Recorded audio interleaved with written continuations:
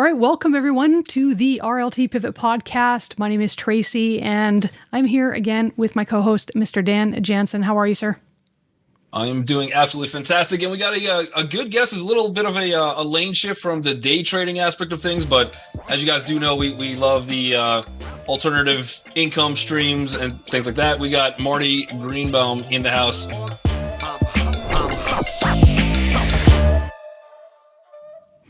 So with everything going on right now, I mean, we're at probably inflation's coming down a little bit, but inflation's skyrocketing. You got people are saying commercial real estate's on the decline. There's even some worry about personal housing, things like that. Why is now a good time to have or to start a franchise? Why is it better for us to wait and kind of kick the can down the road a little bit, wait for some more calmer times and then start the franchise? I think it really depends on what your situation is, okay? Let's say you have a lot of money in a 401k and you saw a big decline in that 401k and you're a little bit risk adverse in regards to the market. You know, if you have the capital to invest, okay, you know that a lot of guys that say, if you got capital, we're getting into a buyer's market. Everything's going to be on sale, right? So if that ends up happening, why would you do a franchise? You know, SBA loans are kind of high right now. So if you have the capital, you could do a franchise. What makes sense in a franchise, there's definitely things that are very recession proof, and some things have grown, right? So the healthcare thing has grown. The senior care is growing. You have people that aren't buying new homes, but guess what they're doing? They're fixing their homes right now and making them a little bit better. So the painting, the flooring, those franchises are doing great. And by the way, if you had a pipe break in your house, are you not going to call the plumber and get it fixed, right? If your air conditioning goes out, are you not going to get it fixed? Talk about also energy related stuff, because with power bills rising, you have things like, you know, there's a number of insulation franchises, all right? Home insulation, it sells itself, all right? You could save on your energy bill. It has a way quicker payback than solar, right? So why wouldn't you want to get into that type of franchise? So there's some really good things. Why would you do it now? All right. I had a talk with one of my clients and I said, listen, who knows what's going to happen in the horizon with our political situation? Hopefully we're going to be in a better one than we're at today. All right. So we're talking that's a year and a half, you know, whatever down the road, right? So right now, if you started looking today, you're not going to be in probably a franchise for 6 months or 4 months. It doesn't happen overnight. And then you've got to learn and get things situated and ramp up and everything and, you know, and get that first year under your belt so you could be ready and primed right when things start turning around, hopefully. So, you know, why wouldn't you? If you could start growing something and have it in place and, you know, we all cross our fingers that, you know, we're going to see brighter days ahead, you know, it could be the right time to do it. Because I was talking to somebody and they shared this that I can't remember all the companies, but so many major corporations, I think Uber, Microsoft, they were started during a recession, right? They were started during a recession because the people were visionaries. So it means so it doesn't, like, if you're smart and and we're a little lucky with what happens politically, because that's going to affect our financial situation, you know, it could be the perfect time to start. That's very cool. Where can people go to find, is there a list of different franchises available, or, you know, where can somebody go to look for that? What's that? Tons of them. So if you do searches online, you're going to find thousands of franchises. There are websites that have listings of franchises, what they call franchise directories, okay? Here's the problem. You know, it's good to look and learn. And there's a lot of content out there. There's a lot of content out there. But if you're really seriously interested, be careful, because once you fill out forms, you're going to have 20 people calling you. That's the challenge. That's the challenge in franchising. It's okay to look, be very judicious on how you move forward. Mm-hmm. So that's kind of, what I do is I say, let's figure it out and decide which ones are the right ones to connect with, so you don't have to go through that. Otherwise, it's time consuming, right? If you have five franchise companies that you're trying to keep up with, but you're going to get, so but so much great content online in any type of search you make, videos, everybody, there's a lot of talking heads in franchising. There definitely is. So would people, if they reached out to you in the United States, would you just do Zoom calls with them if they don't live close to you? That's what I do every day. Yeah. Okay. That's what I do every day. Okay. Yeah. I'm asking the question more for myself, living in Canada. I've kind of dabbled looking for different franchises before, but I find it's hard to find the information that I'm looking for. So I'm not sure if it's as readily available. I can help you in Canada. Where are you in Canada? I'm in Vancouver. Awesome. Yeah. So cool. yeah. So yeah, and I actually have worked with when I had my marketing agency in franchising. One of my clients he was up in Ontario though, Hopper's Pizza, a great family company, great people. I enjoyed. I spent a lot of time going to Ontario up to a place called Barrie. Yep. But nonetheless, yeah, we could talk. Yeah, because we were looking at a franchise called Closet Tailors. So they build custom closets, but the problem is that, we found that we could just build them ourselves. So that's what we're doing anyway. So nowadays, here's the thing.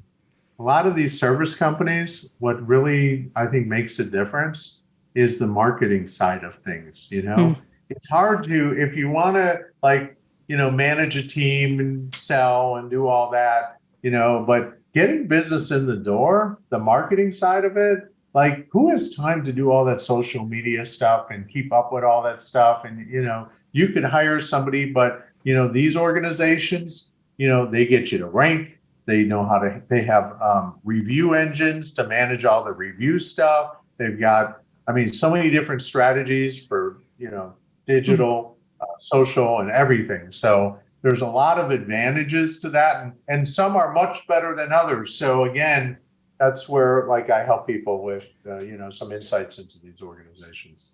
No, it's good to know. Absolutely. And do you work just on helping people find the right franchise to buy, or have you worked on the other end of it and helped businesses? Because I'm sure there's a lot of business owners that are in the room right now with the live chat, or will be listening to the podcast later on. Is there also businesses that you have helped to franchise? Well, listen, I kind of served at both sides of the fence. Okay.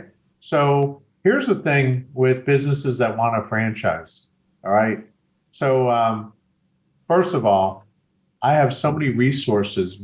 Owning a marketing company and franchising, I've helped so many companies, grow their brands. Everybody, Ben & Jerry's was a client, Smoothie King, Famous Dave's Barbecue, Topper's Pizza, Meineke, Mako, all kinds of brands I've worked with through the years. Now, when you're in that community, you get to, because I did so many shows and trade shows, events and everything at every major conference, you get to know everybody, and that's what I did. So yeah, I have all kinds of resources, and I usually, when I'm helping people, I make sure they get connected with the right attorneys, the right construction people, the right real estate, so there's different aspects, even developing operations manuals. So yes, I help them understand, where they could go and who they can talk to. And then there's some great companies and consultants in this industry where they could really hold them through that process.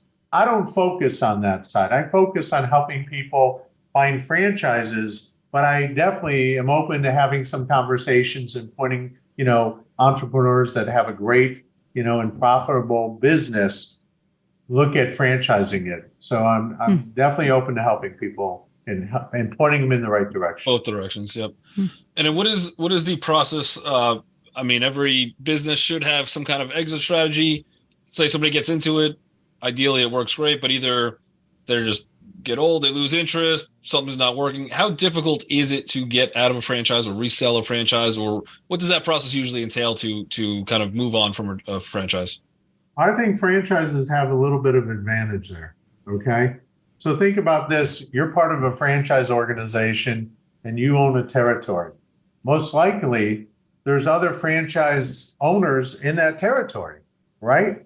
So a lot of what happens is that franchisees that are ready to retire will often sell to existing franchise owners that are adjacent or close enough that want to expand.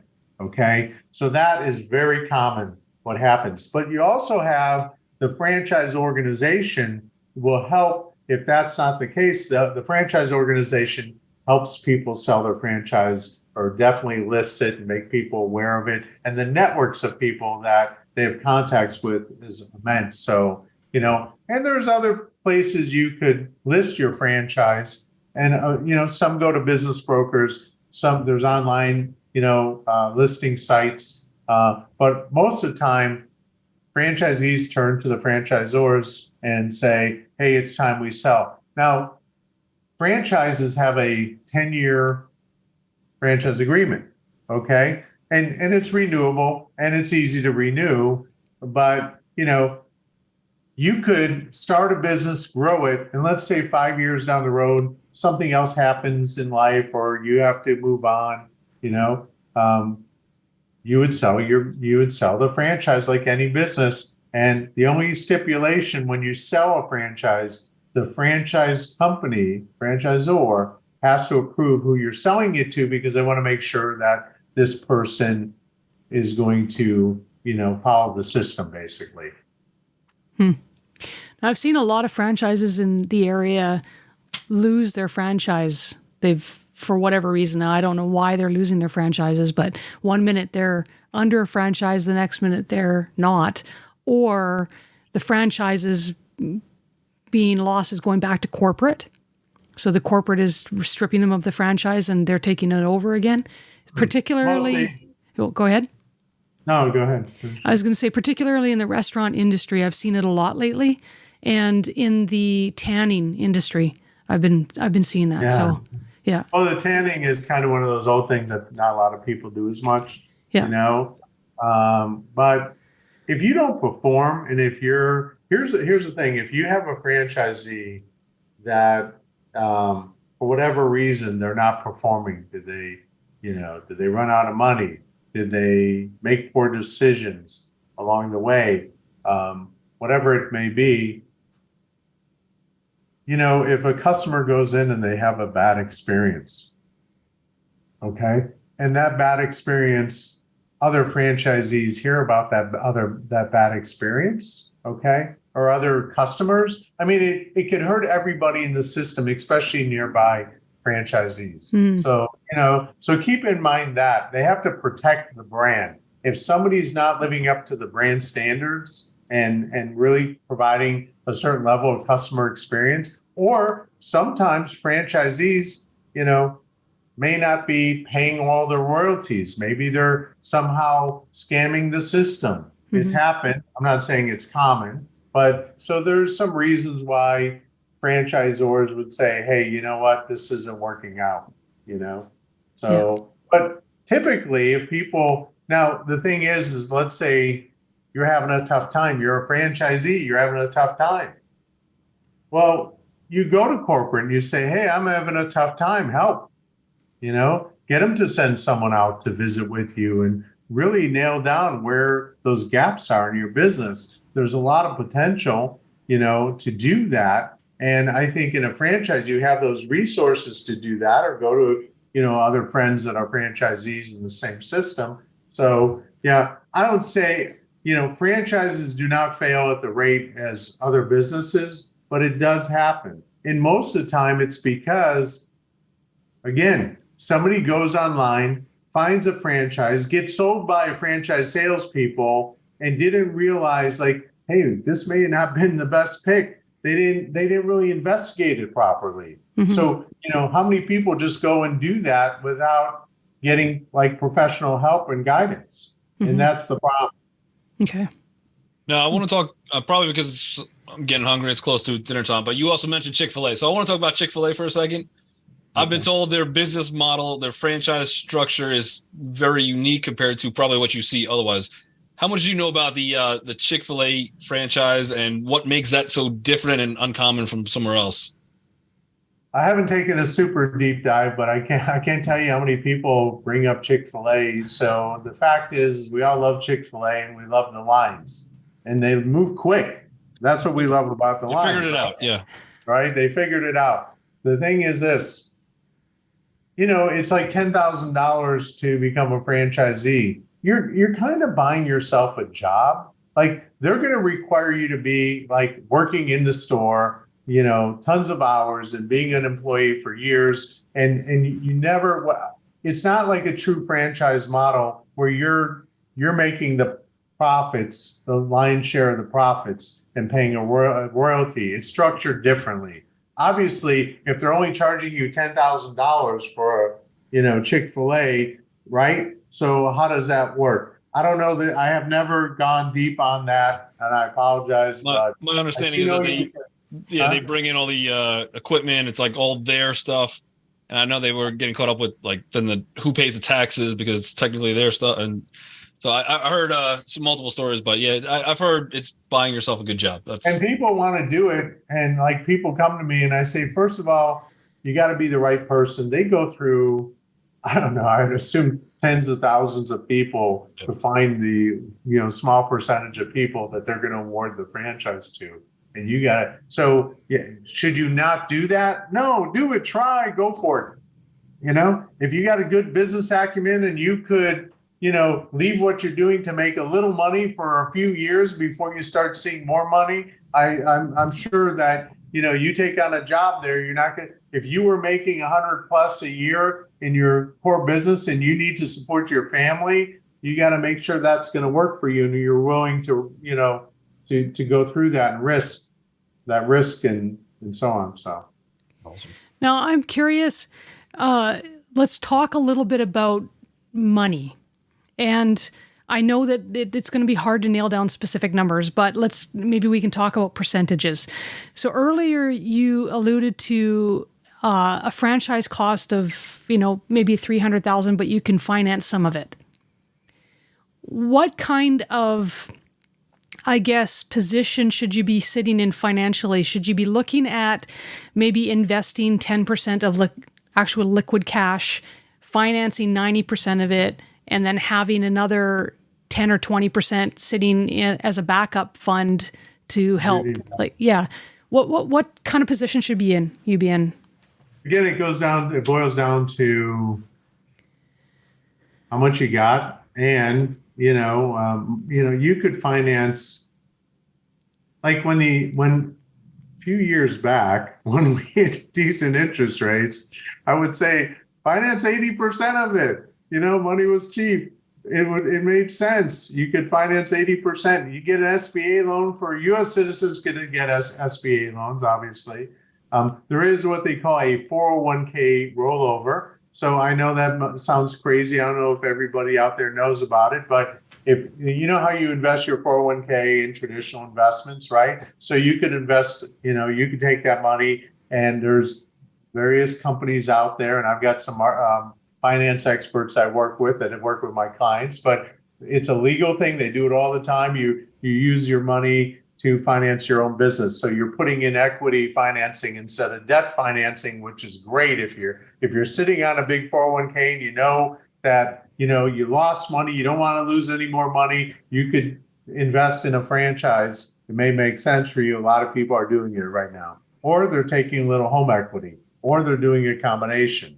Okay. But if you got into a service franchise, right? And they're gonna, let's say you take 50 grand in capital cash, right? And you get into a service franchise that may cost 150, right? And now that would be a smart thing to do.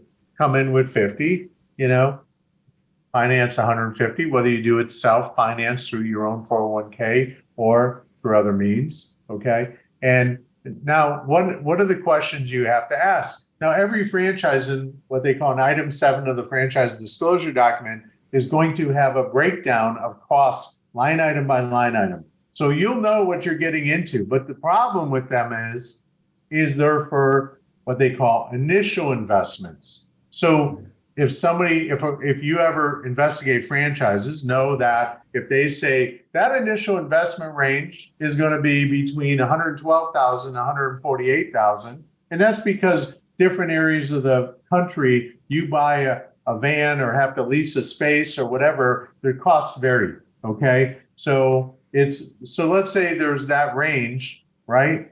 But then you got to ask them, okay, well, on average, how long does it take to get to break even?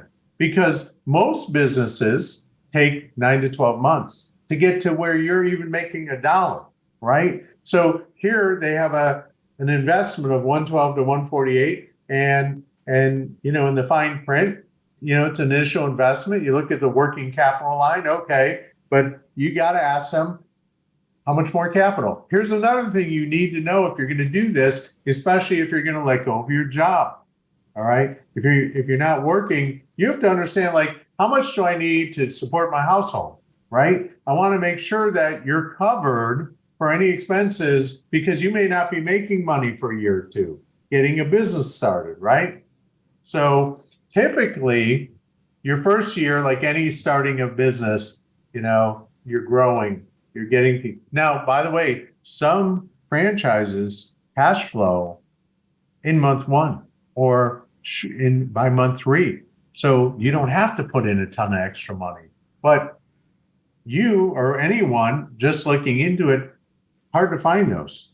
I kind of know who they are, right? So the fact is but make sure you have enough capital. Make sure you have capital for the next year. Plan on having, for a service business, if they had an investment of 112 to 150, 148, I'd probably definitely have another $50,000 set aside to put into the business if I need to access that money. So don't just count on what they call an initial investment. Make sure you have more capital to get to break even and then to grow from there. Great. Awesome. And how much do you charge for your services, and how do you charge for your services? Is it an upfront fee, or maybe I don't know, do you charge a commission if they get a franchise? So yeah, it's kind of like that. It's like real estate. Okay. So think about this. When you buy a home using a realtor, the buyer doesn't pay the agent commission, the seller does. Okay. When you're working with me, you don't pay me anything. I never charge you anything. If we find a franchise that makes sense for you, then I get a referral fee from the franchise company. But I'll tell you this, I don't sell franchises. I'm not here to press you to buy a franchise. I want to work with people that are serious about their future and serious about looking into this and, are definitely open. I don't want to waste too much of my time on either unqualified people or people that are dabbling. I'm definitely happy to have a conversation, because most people are not quite sure where they stand until they learn more. I get it. All right. But what I won't do is, I don't have 20 franchises. I'm going to try to fit a square peg in a round hole. Okay. What I don't do is bring you back options that I think aren't a good fit, because I'm going to make more commission off of this or that. They all kind of are the same. But what's important is this. I was in business for most of my life. It's hard to be in business. And you know what? If you're going to go into a franchise and start something like that, who does that too often in their lives? I mean, not many people. And for most people, it's the first time. So I take that really seriously. I ask a lot of questions. I have a great process. I'm going to make sure that whatever I bring you is a strong franchisor. It makes sense. And I'm bringing you things that, I feel you could succeed with, things that I would do. Right. So that's how I work. I don't charge anything. It's good to know. We have limited time left. So let me ask you this, from the initial conversation that you might have with somebody that you're working with, what would you say that the typical concern or typical question that they might have, or hurdle that they're dealing with, whether franchises is right for them? Well, again, I don't know. They worry about, success rates of franchises. They want to make sure it's the right thing for them, right? So, those are just things that we talk through. Most people come and they just have this fuzzy idea of what a franchise is, right? And especially if they're, going to leave a job to try to start a business, then I caution them big time, and making sure does your spouse are they going to continue to work? What's the scenario look like? And so let's be totally realistic about what we're trying to do here and how you're going to feel. I'll tell you, the biggest challenge I work with a lot of people is fear. Okay. It's scary. This stuff is, it's scary, but guess what? Fear keeps people from succeeding. How many times have people not done something because they were just too scared to do it? And then they look back and I wish I would have done that, because I would be here now, right? Or whatever. So I think your biggest challenge is people's, fear. And, they get this thing about what this is and how they could do it and the limitations they place on themselves. That's the biggest challenge. People, for some reason, have limitations they place on themselves. And I say to them, listen, if we're going to explore this, stay open, let's explore it. There's nothing to be scared of until, the franchise companies invites you in, because then they know they're going to get to a point where they want to close you on the franchise, right? You're going to sign a check. That's when you should be scared. Up until then, looking into this, educating yourself, finding what's out there, seeing what life you could create and what possibilities are out there definitely makes sense, but there's no reason to be scared about that. That's great. Now, what about franchise shows? Do you recommend those, or do you have any recommendations? It's a good place to get ideas. Yeah. It's a good place to get ideas. The problem with most of these franchise shows, they have very limited franchises out there, and they have a lot of startup franchises. Okay. A lot of hungry new franchisors trying to find their first few franchisees. So be careful. Right. Perfect. Well, Marty, you get some cool swag though. I think that's what's you do. You get some cool freebies. There you go. Marty, I greatly appreciate you coming on the show, educating us a little bit. I don't think Dan or myself are fluent in franchisees or franchises, I should say. So it's been educating. I appreciate that. And we are out of time. So Dan's going to end the show. But is there any last minute things you would like to say to the audience, or how can people find you? Oh, thank you. Thank you. My website is smartfranchiseinvesting.com. I'm Marty Greenbaum. You definitely you could find me through the site, or you could look me up on LinkedIn. But, I'm happy to have a chat and see what makes sense, and look me up. And, I wish everybody well. And, Tracy, thank you so much. Dan, appreciate it. I enjoyed myself. That's good. And we will put all of your contact information in the details below, so people can reach out through those contact information as well, or that contact. Perfect. Awesome. Awesome. All right, ladies and gentlemen, Marty Greenbaum. Once again, appreciate having you here. You did such a good outro yourself that I don't feel like I got the day off now, but absolutely incredible having you here. Appreciate all the wealth of knowledge, and it's always good for people in our community just to open and expand their mind to different ideas, different income. And the thing I love most is just the diversity, just having different income streams, something that we preach all the time at Real Life Trading. Tracy, always a pleasure hosting with you. And for all you guys listening each and every week to the Real Life Trading Pivot Podcast, we appreciate you guys, and we'll catch you guys all next week. Take it easy.